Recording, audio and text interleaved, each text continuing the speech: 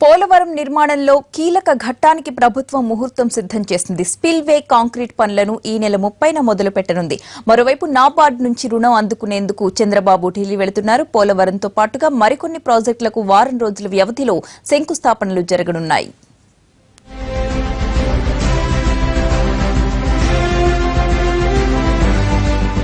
ప్రతిష్టాత్మక లక్ష్యం పోలవరంపై ప్రభుత్వం వడివడిగా ముందడుగులు వేస్తోంది.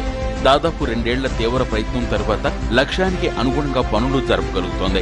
రోజుకు 2 లక్షల క్యూబిక్ మీటర్ల మట్టి తవ్వకం పనులు లక్ష్యాన్ని ఇప్పటికే చేరుకుంది.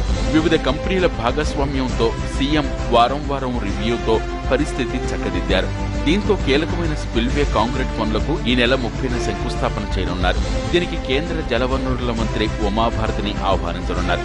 శంకుస్థాపన కార్యక్రమం ఘనంగా చేయాలని భావిస్తోంది సర్కార్. మరోవైపు ప్రజాప్రతినిధులు, ఐఏఎస్లు పోలవరం సైట్ విజిట్ చేయాలని సీఎం సూచించారు.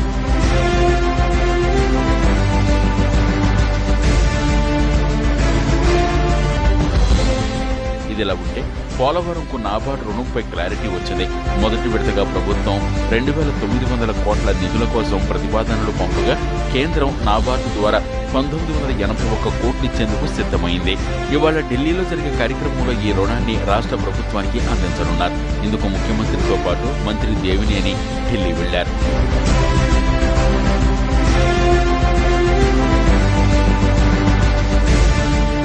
జనవరి మొదటి వారంలో పురుషోత్తంపట్నం లిఫ్ట్ పనులకు శంకుస్థాపన నిర్వహించనున్నారు. ఇదే సమయంలో మచ్చుమర్రి లిఫ్ట్ ను సీఎం ప్రారంభించనున్నారు. 2.5 ఏళ్లలో 19,000 కోట్లు ఇరిగేషన్పై ఖర్చు పెట్టామని ప్రభుత్వం చెబుతోంది. ఇందులో భాగంగా పోలవరం శంకుస్థాపన కార్యక్రమాన్ని ఘనంగా నిర్వహించాలని సర్కార్ ఆలోచిస్తోంది.